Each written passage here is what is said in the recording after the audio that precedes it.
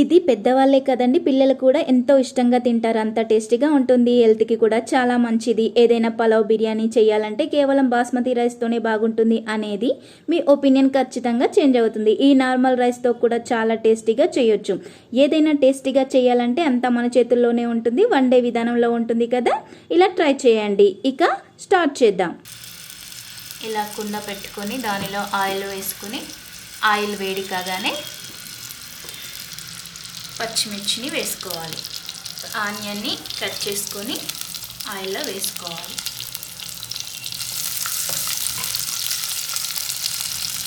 ఇందులో కొద్దిగా salt add చేస్తే త్వరగా ఉడుకుతాయి.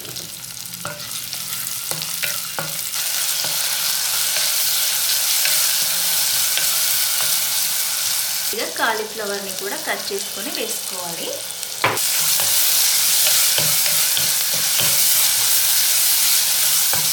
కొన్ని బీన్స్ని కూడా వేసుకోవాలి.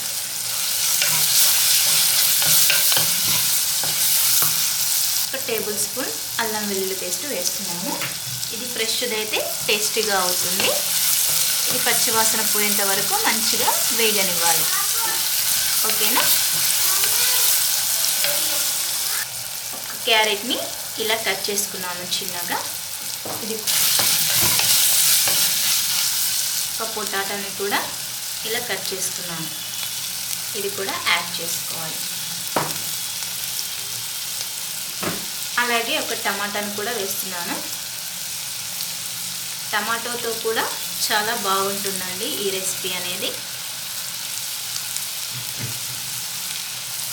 ఇవన్నీ మరోసారి నూనెలో కలిసేంత వరకు చక్కగా కలుపుకోవాలి. ఏదైనా మనం ఏ విధంగా చేసినా, ఏది చేసినా, ఏ కర్రీ చేసినా మనం వండే విధానంలోనే ఉంది కదా టేస్ట్ అనేది. అంటే మన చేతిలో ఉంది కాబట్టి మనం వేసిన ఐటమ్స్ అన్నీ చక్కగా నూనెలో వేగితేనే, ఉడికితేనే చాలా టేస్టీగా వస్తుంది ఏది వండినా. ఇది నాకు కుదరడం లేదు, అది నాకు కుదరడం లేదు అనే బదులు కొద్దిగా ఓపిక తెచ్చుకొని ఇవన్నీ నూనెలో సరిగ్గా వేగనిస్తే ఎలాంటి కర్రీ అయినా, ఎలాంటి రైస్ అని ఇట్టే కుదిరిపోతుంది. బగారా మసాలాని యాడ్ చేస్తున్నాం. అందులో కొద్దిగా జీడిపప్పును కూడా యాడ్ చేసుకోవాలి. చూడండి, ఇలా కలుపుకోవడం వల్ల ఉడకనిది ఏమైనా ఉంటే చక్కగా ఉడుకుతుంది. తర్వాత కొద్దిగా కరివేపాకు, పుదీనాను కూడా ఇలా కట్ చేసుకొని వేసుకోవాలి.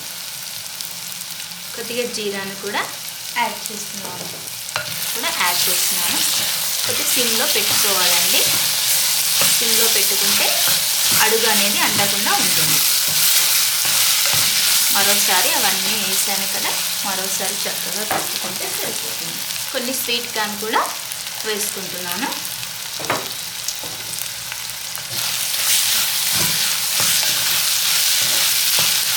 సాల్ట్ సరిపోకపోతే కొద్దిగా మనకి టేస్ట్కి సరిపోయేంత సాల్ట్ వేసుకోండి, యాడ్ చేసుకోండి. లైట్గా కొద్దిగా పసుపును కూడా వేస్తున్నాను.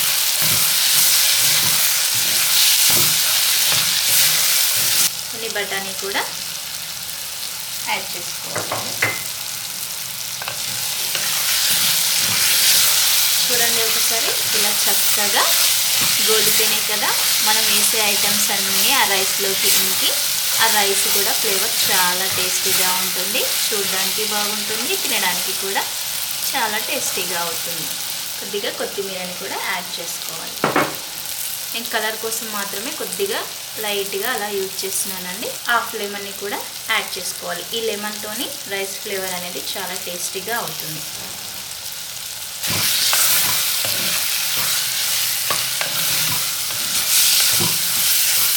ఈ గ్లాస్తోని ఒక 10 మినిట్స్ ముందు గ్లాసు బావు రైస్ని కడిగి పెట్టుకున్నానండి.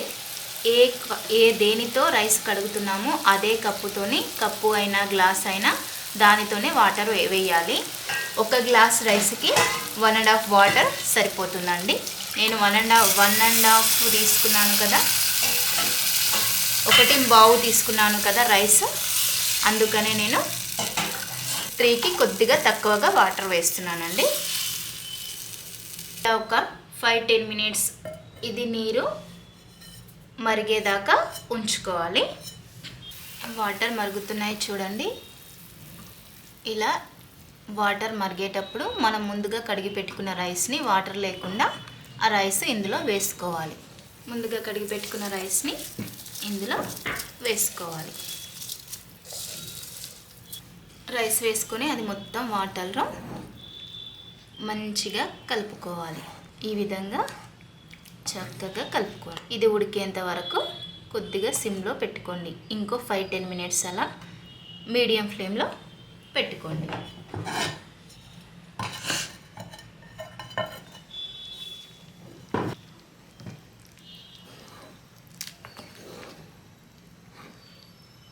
తర్వాత చూస్తే అన్నం ఇలా ఉడుకుతుంది చూడండి. అన్నం కంప్లీట్గా ఉడికింది. రెడీ. ఎంతో రుచికరమైన నోరూరించే వెజిటేబుల్ పలావ్. నార్మల్ రైస్తో కూడా చాలా బాగుంది.